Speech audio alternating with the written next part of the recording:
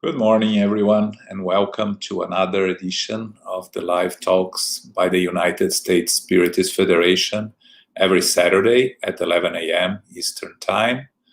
Today, we have our friend Peter HAYS with us that we'll introduce shortly. But before we start, let's do our opening prayer, elevating our thoughts, asking for the inspiration and guidance of the spiritual benefactors, for their assistance, for our lecturer, for our studies, to allow us to be united in thought, in prayer, so we can all benefit from the teachings we're about to receive. We ask for the blessing and protection of all those that are struggling through this pandemic, that they may find faith, acceptance, resignation. We thank our Master Jesus for another opportunity of being reunited in His name, and it is with our hearts full of gratitude that we ask permission to start our meeting. So be it. So, welcome, Peter. Good morning. Thank you for being with us. Before I pass it over to you, a reminder, please post your questions on the chat. We'll have some time after the lecture to go over some of the Q&A. And let me formally introduce Peter HAYS. Peter HAYS is the president of the Spiritist group Love and Light in Newark, New Jersey, member of the Tri-State Spiritist Federation. He has done lectures on Spiritism within the United States, and he has participated in several U.S. Spiritist symposiums that are organized and sponsored every year by the United States Spiritist Federation. So, Peter, it is with you now. Okay, thank you, Joel. I'd like to thank the Federation for having me as your guest.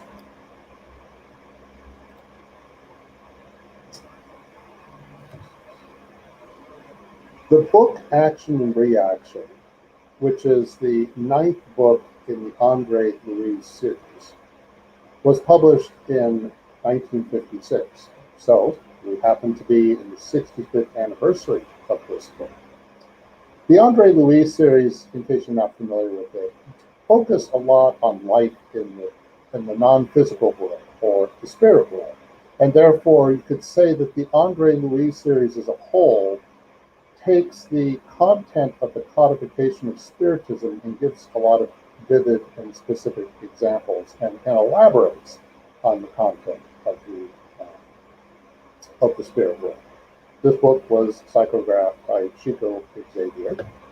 And in this book, it focuses on the subject of cause and effect.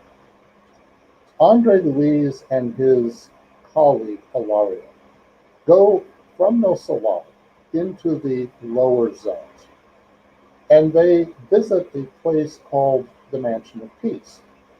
And they're there because they want to study, to put on Andre's words, they want to study karma, or the law of cause and effect, the karma of the Hindus. So they use that word karma. And when they go to visit the Mansion of Peace, the Mansion of Peace is a place of refuge in the lower zones of the non-physical world, the spirit world, which is a rather dreary and unpleasant place. And the Mansion of Peace is compared to a place that actually exists they call it St. Bernard's Monastery, but it's really called Great St. Bernard's Pass Hospice. St. Bernard is located on the border of Italy and Switzerland, and it's been there for almost 1,000 years. And this place is a place of refuge. And when it was first built, it was there to be a place of refuge for travelers, to protect them from the snow, because it was very dangerous, but also there were a lot of robberies in that period as well. So it was a safe haven. And when Andre is describing what the Mansion of Peace is like in the lower zones, he says, just like St. Bernard is often surrounded by snow, the Mansion of Peace is frequently, almost always, surrounded by darkness. And they use the word mansion of peace to describe this place. But it's described as being more like a citadel, like a fortress. So one has to ask the question, why? Why is it like a fortress? Well, part of that has to do with what the purpose of the Mansion of Peace is. The Mansion of Peace is, there's a director for the Mansion of Peace named Druso, and his most trusted assistant is named Silas. And the purpose of Mansion of Peace is that it's there to help rescue spirits from the lower zones. And once they're brought into the Mansion of Peace as a place of refuge, they help these spirits to work on planning for their next incarnation into the physical world. So part of what the Mansion of Peace does is it's there to help spirits prepare for their next reincarnation. Or what the spirits will do is they may go to another part of the spirit world to receive further help, and then later on they'll reincarnate. Now, Andre, in looking at the Mansion of Peace, certainly describes it as a fortress, and there's a very good reason for it. And in the very beginning of this book, Andre and Ilario with Druso, the director of the mansion, and they're looking out the window from inside the Mansion of Peace out into what is nearby the Mansion of Peace. And there is this rather amazing sight that Andre witnesses. He describes it as it's like a raging windstorm, and there's this dark cloud substance, and it's similar to airborne dirt whirling violently in a strange vortex like a dark water spout. And from the monstrous body of the dreadful storm, human faces emerged, twisted in horror, cursing and moaning. They appeared suddenly, linked to each other like enormous chains of creatures holding on to each other in a moment of peril in their instinctive anxiety to prevail and survive. So the more Andre sees this sort of dust cloud outside the windows of the Mansion of Peace, they realize these are spirits interlocked to each other, and they're in complete and total agony. And Ilario and Andre, of course, are alarmed by this rather ghastly, dreary sight. And then Ilario asks a very obvious, perhaps and compassionate question. He says, look, the Mansion of Peace is this place of refuge. It's this place to receive these poor suffering spirits. Why don't you just open the doors and let them in? But Druso, the director of the sector, who's a very, very compassionate guy, really cares about what he does and cares about these spirits. His answer is revealing. He simply says that rescue is only truly meaningful for those who actually want to be rescued. So Druso is giving us a hint as to what they're up against. They are surrounded by spirits in the lower zones who are among the worst of the worst. These are spirits who have committed all kinds of crimes. And as far as why the Mansion of Peace doesn't just open up its doors, well, first of all, if they did, their entire purpose would be undermined. But Silas, the assistant to Druso, who is a character in this book who shows Andre and Ilario many examples of spirits going through cause and effect. Silas explains and elaborates a little later on in the book why the Mansion of Peace has to be set up the way that it is. He says there are thousands of spirits gathered here haphazardly, and he describes them as being victims of their own insane and gloomy thoughts. When they finally overcome their state of trouble or anguish, which may last for days, months, or years, they are brought into our institute, which, as much as possible, avoids opening itself to minds that are still completely entrenched in constant rebelliousness. So Druso said, rescue is only good for those who want to be rescued.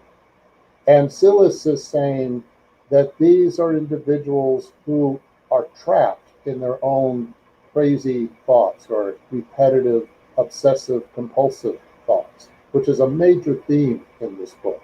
And more importantly, perhaps, is that they simply don't want to change because they're not ready to change. And that's what it means when they say that they're entrenched in constant rebellions. We cannot help anybody who doesn't really want to receive help. And so this is another reason why the Mansion of Peace doesn't just open up its doors and they have protection. At the same time, this explanation is offered to us at a moment where Silas is explaining that they go out and they try to help some of these spirits from a distance, but they still need to protect the integrity of the Mansion of Peace and its important activities. Despite what they're up against, because let's face it, the Mansion of Peace is right on the front lines. I mean, No Solar is a spirit colony, and No Solar, I'm referring to the first book of the Andre Luiz series. No Solar is a spirit colony that's just above the city of Rio, what we're told, and it's in a fairly pleasant place in the spirit world, relatively speaking, but it's just a little bit above the lower zones. The Mansion of Peace is in the lower zones.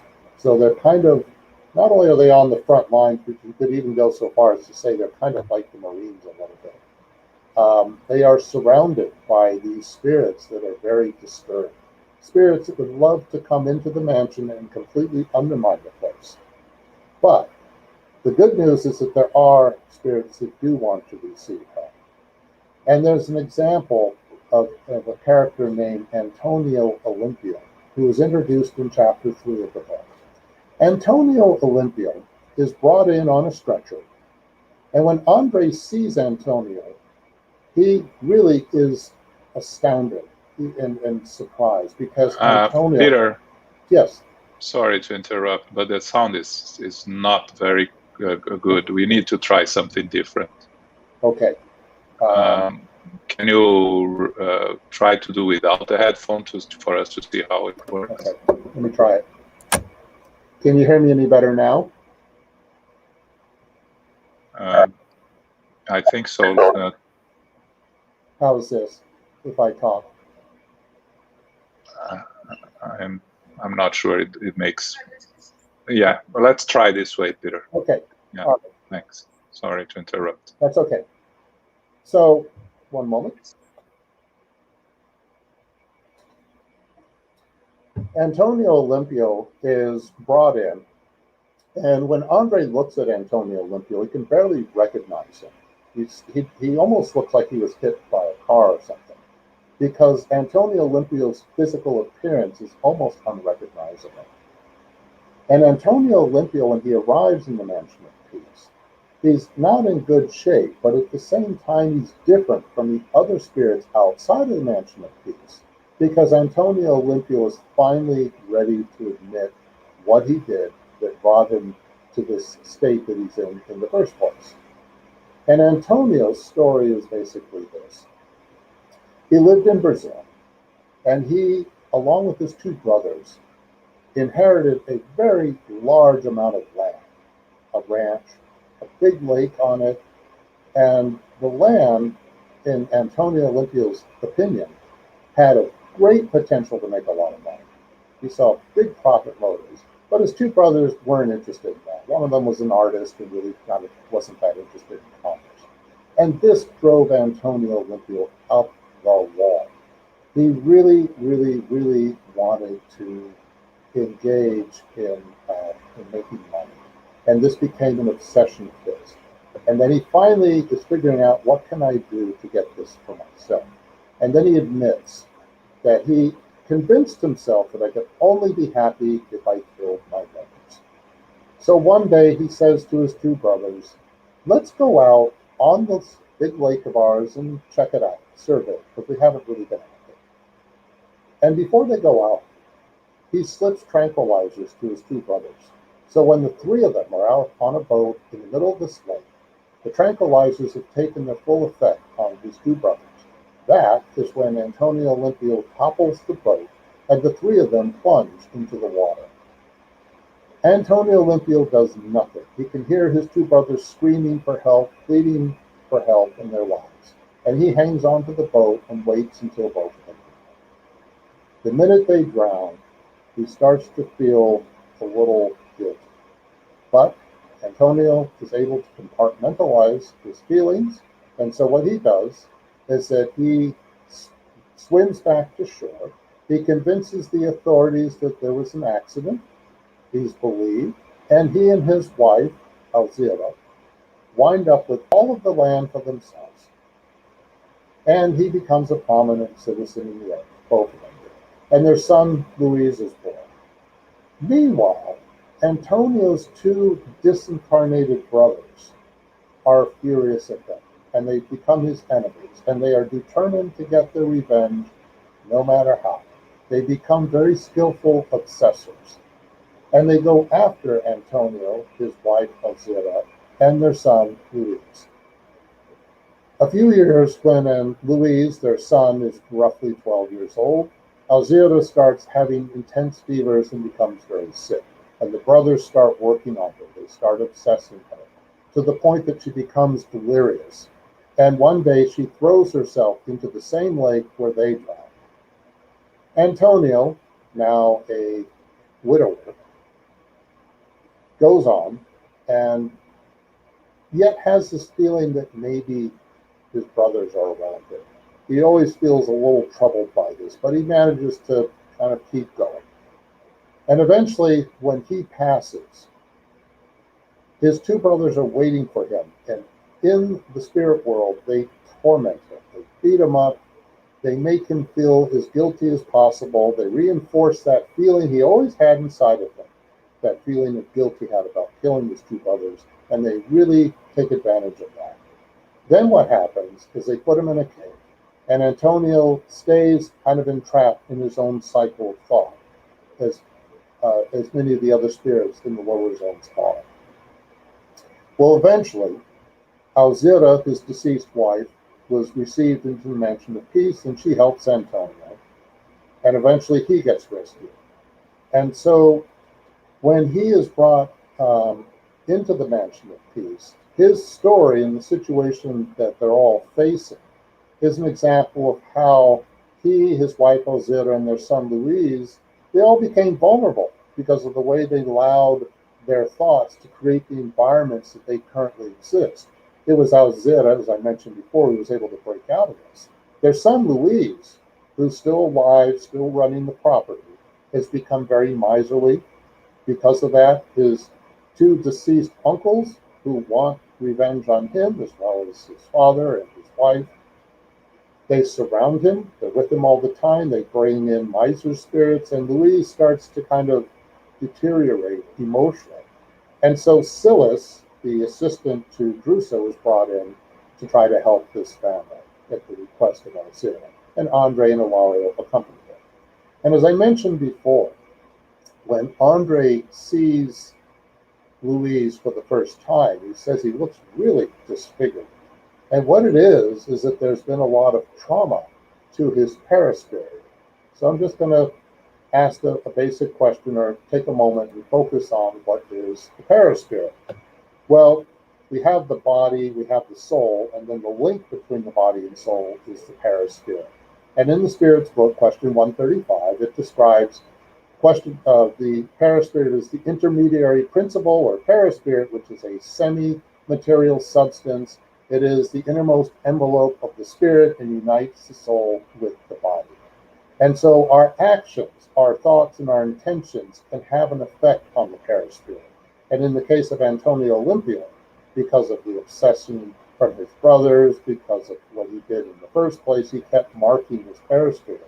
And he now will have to go through the consequences of working out those effects on his perispirit. He has to, if you could put it this way, he has to clean up his perispirit a little bit. And that, of course, will take time, and it depends on him working for the good.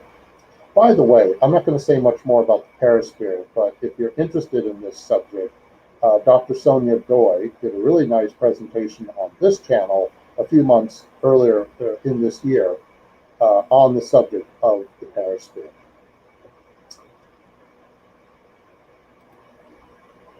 Silas also elaborates on what happens when thought has its effects on spirits. And he goes to say that, in fact, we aren't even close to understanding all of the creative and agglutinative power contained in person's simple thought. And that is why we must do all we can to free human beings from all the disturbing expressions of their inner life. So he is touching on the subject that gets mentioned in the codification, that for spirits, thought is everything. And a large part of what this book, Action and Reaction, is about is the way in which our thoughts have a life of their own, and the way in which they can affect the state that a spirit is in the spirit world. So all these spirits outside the mansion of peace that are suffering, that, they're trapped within these obsessive compulsive thoughts. And Silas elaborates a little further by saying that when we keep dwelling on these voices or darkness and the mental forces that we exteriorize, then return to our minds, and they kind of reanimate and they intensify by the elements we're in tune with. I mentioned that Action and Reaction was published in 1956, which was a time when television was becoming widely available. So they use the metaphor of television and the way in which an image that's generated through it by a camera can transmit that image to the screen. It happens almost instantaneously. And when that occurs, it is an example of how quickly thought travels and how thought can spread among spirits. But again, as a major theme of this book, when Silas is explaining this situation, this condition, he also goes on to say that consequently we reinforce the bars of the prison in which we thoughtlessly remain, making our soul a closed world, where the voices and images of our own thoughts combine with the suggestions of those who are in tune with our behavior, thereby imposing reoccurrent hallucinations on us and temporarily neutralizing our senses. So the more we keep having these obsessive compulsive thoughts, the more we create the bars of the prison. This is a major theme in the book Heaven and Hell, the fourth book in the codification that Allan Kardec put together, the Spiritist codification, is that we often create the environment that we live in. But there's also a hint in all of this that we do have free will and that we do have a say in this situation. Because I mentioned before that Druso says regarding all those spirits suffering outside the mansion of peace, rescue is only good for those that want to be rescued. So if people or individuals don't want to be rescued, that means they're using their free will. Maybe to some level they can't help it, but on some level they just don't want to really change either. And all of this is adding up to one of the major themes of the book of Action and Reaction, which is simply that our thoughts, our actions and thoughts and intentions attract energies of the same kind. And I've been focusing on how that can certainly be a path to entrapment, the way we entrap ourselves with our thoughts and our intentions. But we can also use our thoughts and our intentions and actions to be a source of liberation. And all of this is connected to the way in which there is a relationship between the subject of karma as it's understood in Hinduism and cause and effect as it's described in this book, Action and Reaction. I mentioned at the very beginning that when Andre and Ilario first show up at the Mansion of Peace, they are there to study, quote, karma of the Hindus. That's part of how they describe it. So they're very mindful about karma. I'm going to spend a little bit of time just focusing on karma through non-spiritist sources. And there's a really nice book, which I'm going to show you a little bit more of in a moment, on the World's Religions by Halston Smith. And there's this nice description he has about the process of reincarnation, because he's got a whole section on it, on Hinduism. And reincarnation is kind of like this. Spirits are like bubbles going through boiling water. In the very beginning, they emerge when spirits are in that primitive state that Spiritism talks about. And then as they move their way up through the boiling water, which can be a metaphor for the process of life, the process of moving through the universe, if you will, until eventually, as that bubble gets to the top of the boiling water, the expansion of the bubble is like an expansion of consciousness, or how Spiritism describes the process of becoming more of a pure spirit, whatever that means, because there are different degrees of what we, of different levels of progress. And there's a nice series of translations of the Indian scriptures, ancient Indian scriptures, by a person named Eknath Iswarian. He was a professor. For many years, he was a professor at UC Berkeley, taught one of the first classes on meditation, and he did this translation of the Bhagavad Gita, but he also wrote an introduction. And when he talks about karma, he says some of the following. He mentions that the Sanskrit karma means something that is done. Often it can be translated as a deed or action, and that the law of karma states simply that every event is both a cause and effect. And in the book on the world's religions by Halston Smith, he picks up on this idea. And he says that science has alerted the West to the importance of causal relationships in the physical world. Every physical event, we are inclined to believe, has its cause, and every cause will have its determinate effects. So he's talking about classical physics. For every action, there is some kind of opposite reaction in terms of, like, imagine the way billiard balls travel around a billiard table. The angle which the ball will hit will go off at an angle opposite of that angle, and things like that. But Halston Smith goes a little further and points out that India extends this concept of causation to include moral and spiritual life as well. And then he goes on to give the example of an expression we're very familiar with. As a man sows, so shall he reap. And then he quotes a proverb. Some call it a Chinese proverb. It's probably not. And no one knows for sure who wrote this. Sometimes it's attributed to Ralph Waldo Emerson. But anyway, it goes like this. Sow a thought and reap an act. Sow an act and reap a habit. Sow a habit and reap a character. So a character can reap a destiny. And that this is how we in the West tend to understand some of the basic concepts of karma. But he says that the difference is that India tightens up and extends its concept of moral law to see it as absolute, that it brooks no exceptions. Now, he's also careful to say that karma is not fatalism. It's not that everything we go through, there's going to be some predetermined outcome. That's not the point at all. The point is that we have to answer for the things that we do. And in the book Action and Reaction, one of the major themes of that book is simply this: the debt must be paid off. Whatever the debt is that we incur, whatever we've done, we have to answer for it somehow. How we answer for it depends a lot. So again, karma is not fatalism.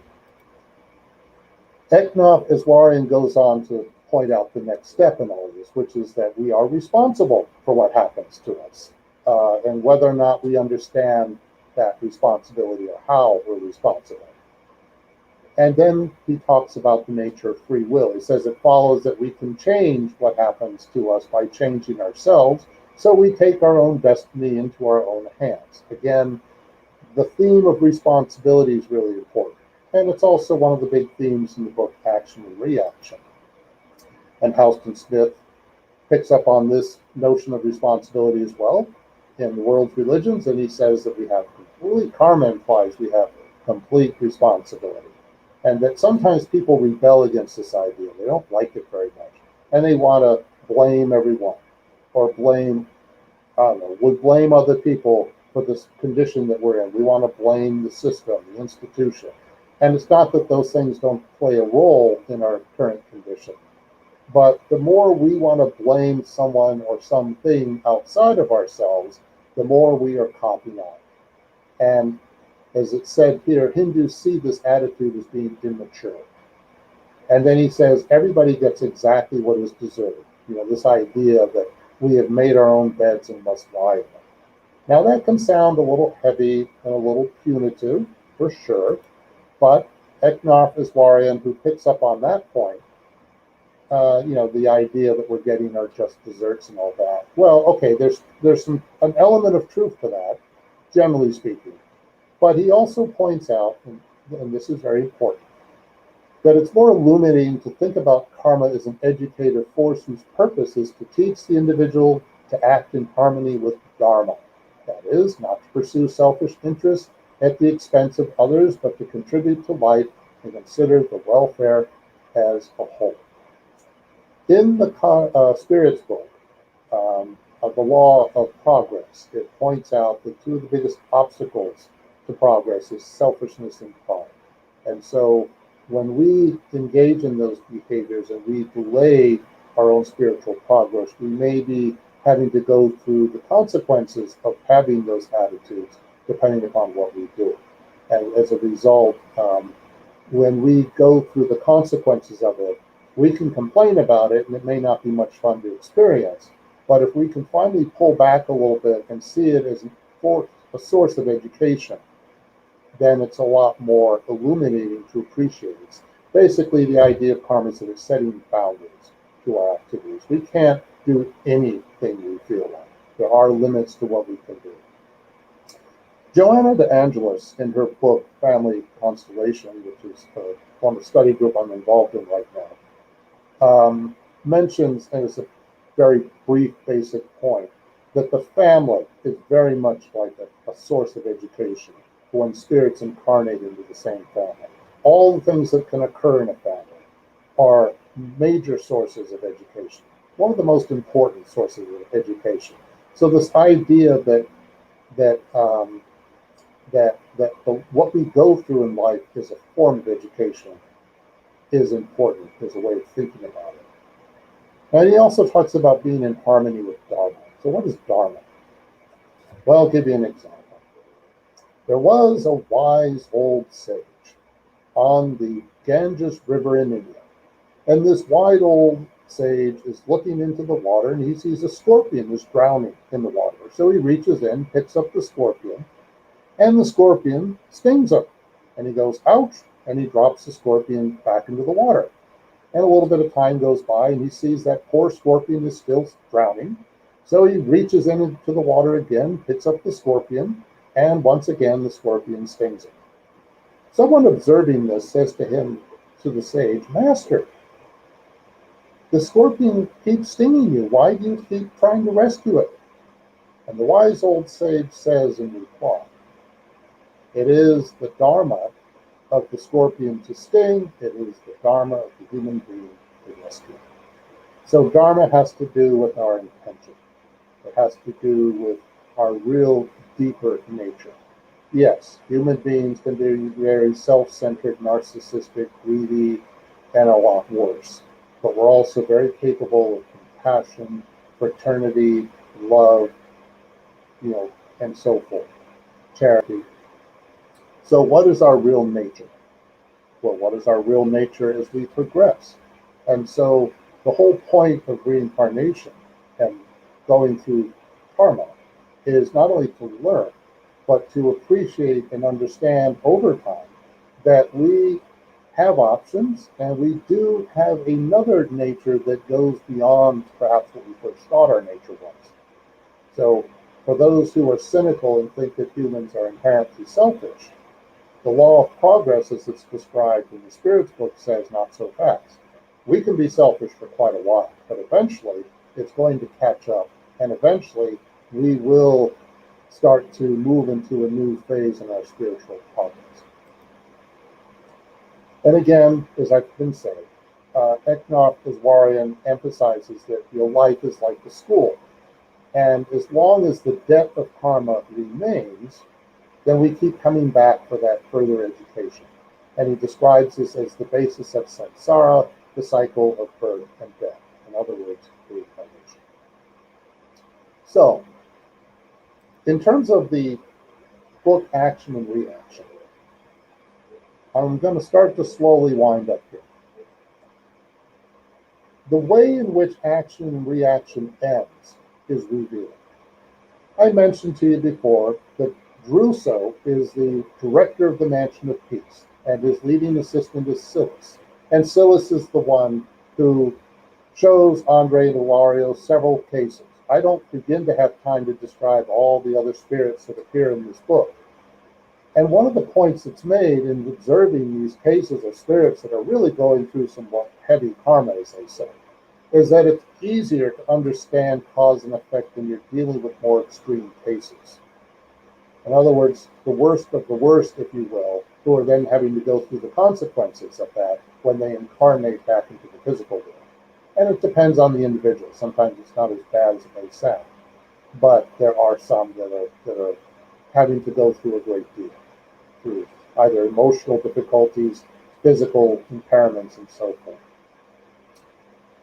The director of the Mansion of Peace, Druso, is a very hands-on kind of director. He's not sitting up in some Ivy League office bestowing his orders to the underlings who then do the work.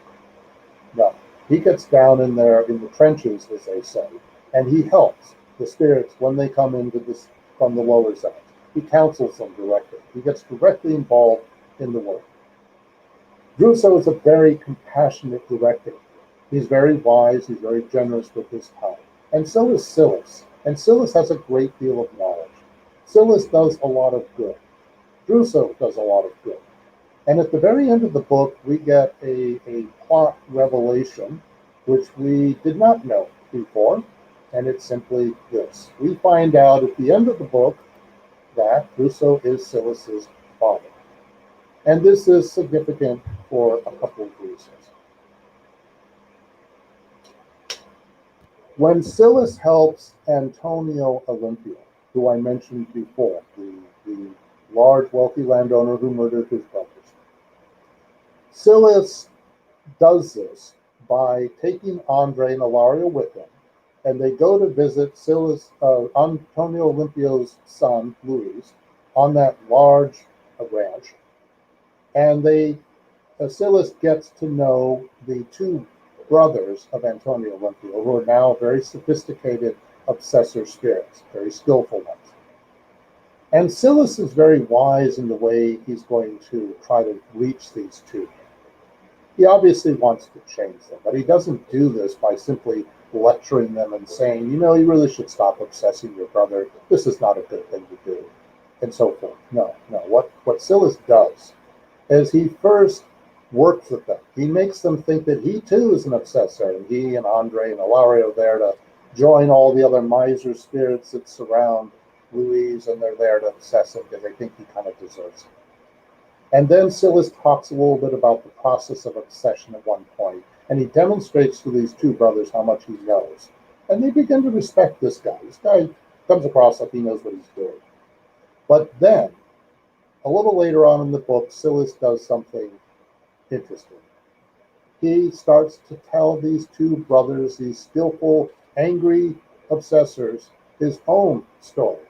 And what Silas tells them, in effect, is that he in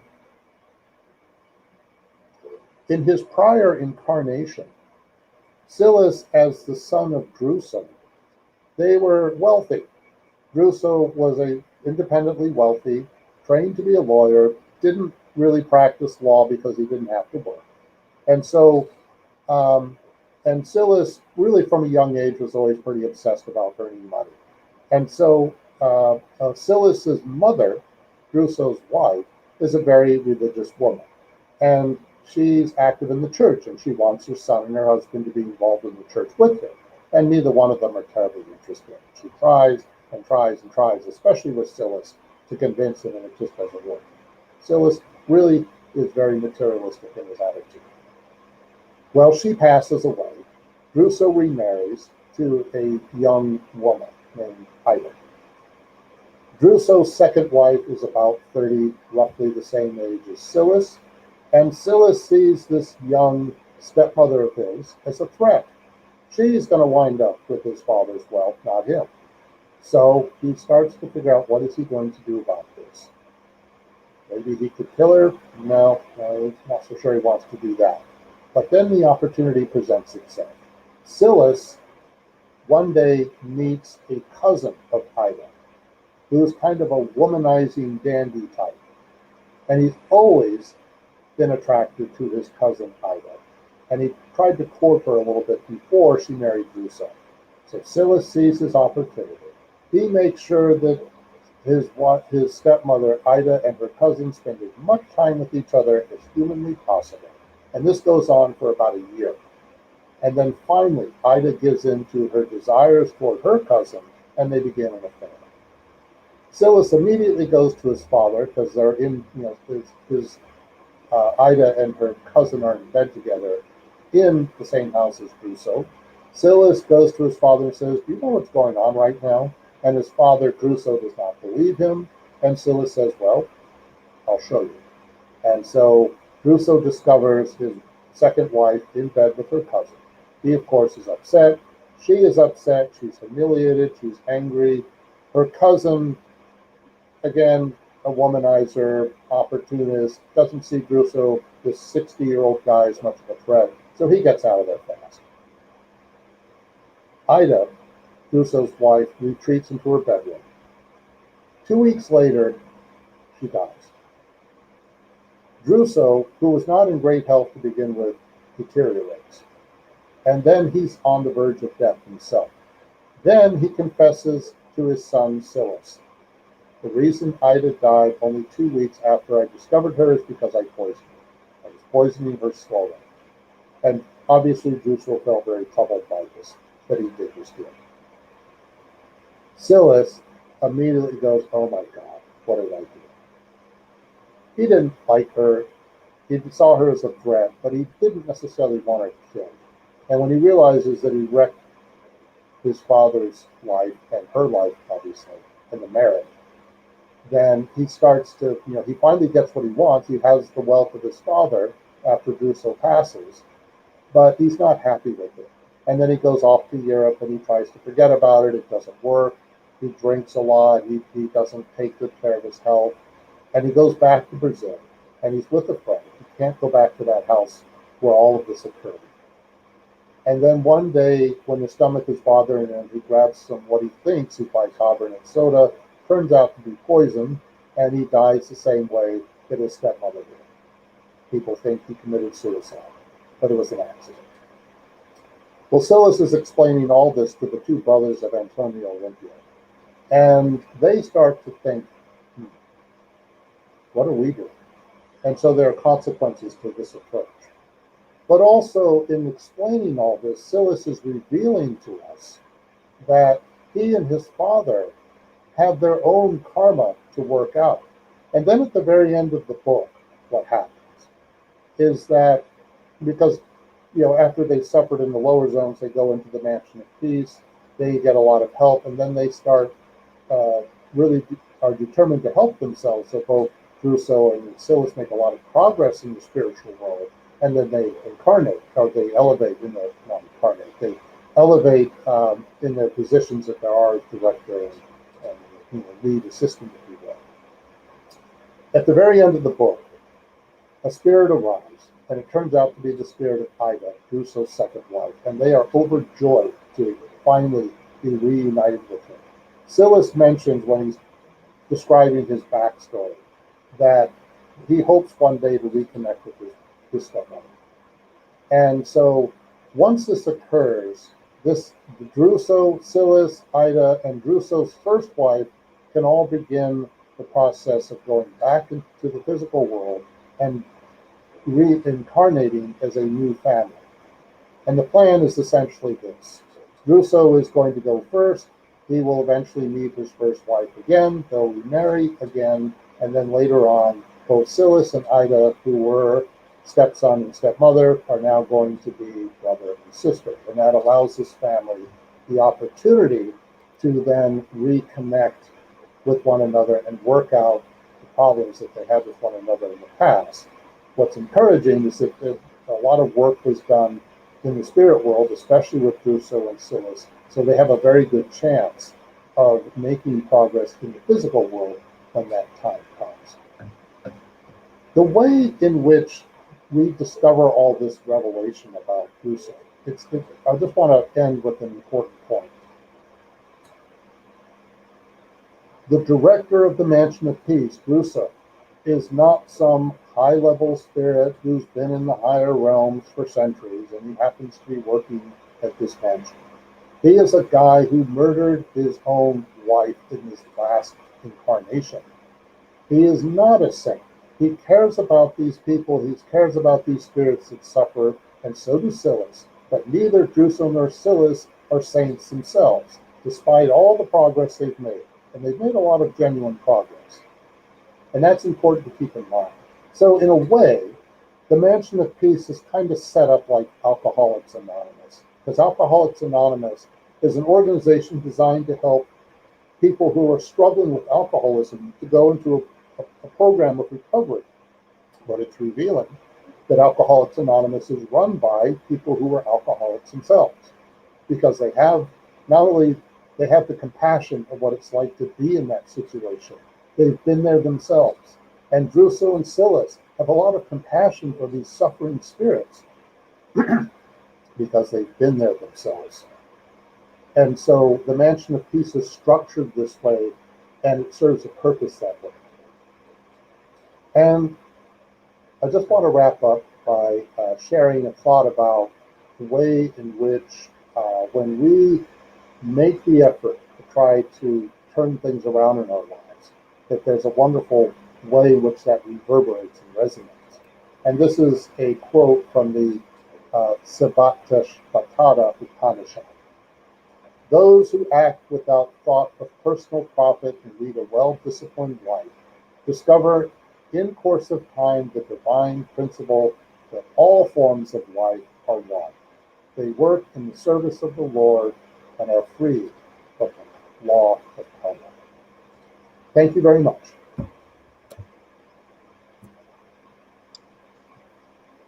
Thank you, Peter. Wonderful lecture. So much for us to learn here, right? Yes. And I think that I hope it was okay. Yeah. So we have some questions brought through our chat. So first one, can you explain the surroundings of where Mansion of Peace and similar institutions are located in the spiritual world? Okay, that's a good question. Thank you for that question. The Mansion of Peace is surrounded in a part of the lower zones that are made up of spirits that are very disturbed. So there's a lot of suffering going on. It's dark all the time in this area where the Mansion of Peace is, because it's a reflection of the collective environment that's been made up by the spirits who are in it. So if you are familiar with the book Memories of a Suicide, it describes a place that's kind of similar. It's like almost like a fortress, a place where spirits that have committed suicide go, because what we've been told is that spirits that commit suicide go through a particular part of the spirit world where they then have to go through the consequences of what they do. And yet the institution that the spirits go to in this book, Memories of a Suicide, as it's described to us, is another area of the spirit world that is a place of refuge for them. And in this book, Action and Reaction, I didn't have time to get into a minister named Minister Sanzio, who comes into, it's like around chapter 6 and 7 or so of Action and Reaction. And he's there to help approve the process of reincarnations, recommendations made by Druso and the others at the Mansion of Peace. And Andre and Ilario have some time with Minister Sanzo privately, and they get to ask this high-level spirit about the nature of karma. And one of the points that Sanzo makes is that the whole process of karma has a lot to do with a certain organization. And the way in which these Mansion of Peace is set up and other institutions like it are set up is that it's part of, quote, God's organization. Meaning, in order for the process of carnation to work at all, you need to have this kind of institutional structure. So there are places like that in the lower zones that help to be as it were, a place of refuge, a halfway house, if you will. It's equivalent to, I mentioned Alcoholics Anonymous is one example, any place that can be a place of recovery for people.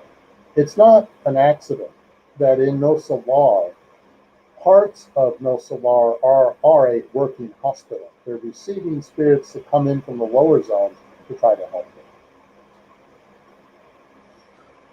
Thanks, Peter. Yeah, it's always interesting when we talk about these transitory houses of assistance, as they are called, right? Generates a lot of questions also, right. You know, where they are located, why they are located there, right. And you'll see that throughout the books, right? Of André Luiz. You know, if you look at No Solar and you think, God, it's a little strange. It's a city. You have all these administrative departments. Why? Well, there's a lot of organization in the spirit world, is what we've been told. This is one of the big things that the André Luiz books tell us. Yeah. Thanks. Okay, next one. Can you talk about free will and karma and how do they relate? Well, when people talk about free will, if we think that we have total free will, that's not really true. It's about, we don't have total free will, but we're not robots either. So when we talk about free will, we are talking about trying to operate within certain boundaries that have been established in the first place. Karma are those boundaries. Karma is, you know, what, as I mentioned before, one of the big themes of the book Action and Reaction, and one of the big points about karma, is that whatever we do, whatever we think, a lot of times we have to live with the consequences of that further down the road.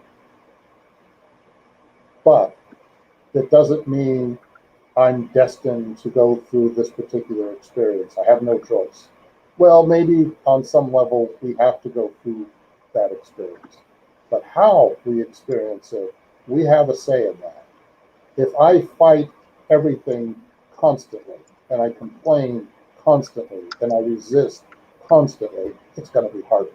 If I learn how to resign myself and to be more at peace with where I am, then it's easier. But when I resign myself, I'm not being passive, and I'm not being apathetic, and I'm because karma implies work. That's another way of understanding action, work. We have to make the active effort to work on our spiritual progress. How quickly we progress, well, it depends on a lot of things. To some extent, it depends on us. To some extent, it depends on how long it takes for a situation to work itself out. What do I mean by that? Our actions and the consequences of our actions are a little bit like cutting our finger. So we cut our finger. Well, you got to put the Band-Aid on, and it takes a certain amount of time for it to heal. But if I don't put any Neosporin or some kind of ointment on it, and I don't bother with the Band-Aid, and it gets infected, I used my free will to make it worse. But if I put on that Neosporin or some other ointment, and I put on the Band-Aid and I wash it and I take care of it, chances are, if I heal normally, it won't be so bad and it'll heal in a couple of days or whatever. At least get the bleeding to stop. So this is kind of an example of how the interaction of karma and free will can work. You've got to go through the process, but we use our free will to navigate how we facilitate that process. Thanks, Peter. Yeah, always important to stress, you know, that both exist and are connected. So from Luiz Leão, it is mentioned in the book that Alzira, mother of Luiz, had a lot of difficulty providing support to him and his grandchildren. Why? She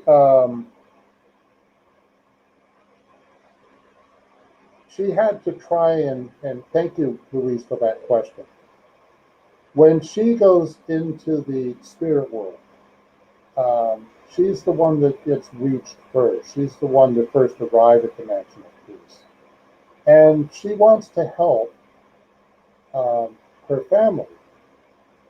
But as Druso says, rescue only works for those who want to be rescued. So Druso was in a place where he was so distraught over his own feelings that it was difficult for him to be reached. And the same thing with Luiz, her son, in that she wants to help him, but he's so preoccupied with making money and so forth, and figuring out how am I going to get the land that belongs to my neighbor so I can increase my land holdings.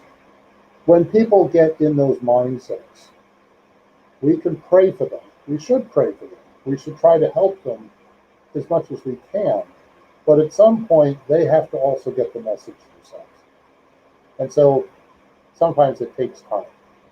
And therefore, Alzira, in providing for him in this sense, it's like she's trying to help him so that he can then begin to help himself. But when people don't open themselves up to receiving assistance, then it can be a one-way street for a while. But then eventually, with persistence, people start to change. Thanks. Yeah, interesting. So, in the book, the obsessor Leonel explained about a key mechanism for obsessing someone by saying, we more frequently emit the thoughts that originate in the central desire that characterizes us. Based on this, how do we manage our desires in order to avoid being spiritually obsessed? Consciousness. The first step is to be aware of what our desires really are. So sometimes when we become more mindful of our tendencies, physical desires, for instance, then we start to put ourselves in a pathway where we can begin to ask ourselves, is this really that important? I was having this conversation recently about the effects of drinking, for instance. Suppose somebody likes to drink. Well, they may have that desire to have that drink, and they enjoy the buzz they get, if you will, and they enjoy the camaraderie with their friends, but then the next day they wake up with a hangover. That might be the indication that maybe this is not so much fun after all. And then how important is it really? But if we never confront that in any way, and we just sort of go on autopilot, where I really want that drink, I really want that drink. Yeah, it's a physical desire. It is to some extent a physical need, but it's also an emotional need. Sometimes people feel they're only more interesting when they drink. They feel differently, their perspective changes. But it's an illusion. And so what Lino is saying is, when people have physical desires and they don't pay attention to them at all, and they don't confront them in any way, or start to work on overcoming them, then they really open themselves up for obsession. Yeah. Thank you. Okay. So we have another one. We clearly see André Luiz evolving through the books of the Spiritual World collection. How is that different or not from evolving in the physical world? In the physical world, interacting with the physical world and all the challenges that come with the physical world get us to, in some ways, improve a little faster, because we have to just contend with all of the difficulties of being in the physical world, just getting from point A to point B, navigating the relationships that we have in our families, the way we move around the physical world, being in our bodies, the issues. Now, what kind of bodies do we have? Do we have healthy bodies? Do we think we're attractive? Do we think we're not attractive? Do we have all kinds of, what is our attitude towards ourselves in our bodies? It's just one example, it's just one part of it. Part of being here in the physical world is we have to learn how to be in our bodies. So it's, I think, a huge mistake if people think, oh, I'm a spiritist, I want to be in the spirit world all the time, and I don't want to be in my body. That's, I think, very misguided. because we should be in our bodies, we are in our bodies, and we need to learn what that means and how to navigate all the challenges that come with being in our bodies. So that's just one thing. In the spirit world, there's more time to reflect. There's, unfortunately, spirits will go through the consequences of their past behavior in the spirit world. But when we look at the Andre Luiz books and we look at, say, the journey that Andre himself went on, Andre was in the lower zones in the book No Solar, first book of the series, certainly worth reading if you haven't. And then he finally has had enough of it, meaning he finally asked for help, and then he gets rescued. And then he goes through the learning process of being in No Solar, but a lot of it is a kind of mental process. But he's also doing work there too, and he has to make the adjustment of letting go of who he was in the physical world, because he was a doctor in the physical world, and he shows up at No Solar, and he's ready to take care of patients. I'm a doctor. No, he's not going to do that, but there is, this vomit over here that needs to be cleaned up. Could you please take care of that? And that's kind of a blow to him at first. But then he begins to understand that he's not who he was before. He doesn't have the same privileges as before. He's in a different place. And he has to make those emotional and mental adjustments. And this happens in other ways in that book too, like when he goes back to see his family. So the point is, to answer the question this way, it is the interaction between going from the physical world into the spirit world and going from the spirit world back into the physical world. That transition back and forth that we learn in both places. In some ways, though, because of the struggles of the physical world, we learn a little faster. But it doesn't mean we don't learn in the spiritual world, because a lot of progress can be made there too. It depends on the individual. Depends on consciousness, depends on how determined the spirit is to make progress. Druso and Silas in the book Action Reaction are examples of that. They understood that they really needed to work on doing goodness for goodness' sake and not have some hidden agenda. And the more they did that, the more it took on kind of a life of its own, and it helped them. Yeah, thanks, Peter. Yeah, this is a question that is always asked in the study groups, right? The difference between evolving there and evolving here, and how can we evolve? All right, so that was our last question. Once again, Peter, thank you very much for this beautiful presentation. Before I invite you to do our final prayer, I just like to remind everyone that next week, next Saturday, July 3rd at 11 a.m.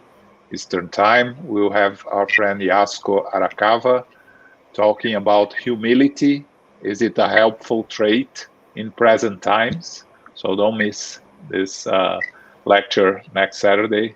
We'll be here together again. Peter, can I ask you to do our final prayer? Thanks. For those of us who are able to close our eyes at this moment, we're safe to do so. Please close our eyes, or else keep them open, and just please be with us in your thoughts. We thank you, dear God. We thank you, dear Jesus, and our dear mentors for your support. We thank you for your presence. We thank you for all the ways in which we receive help and assistance. We thank you, dear Jesus, for your teachings. We thank our dear mentors for their guidance and their inspiration.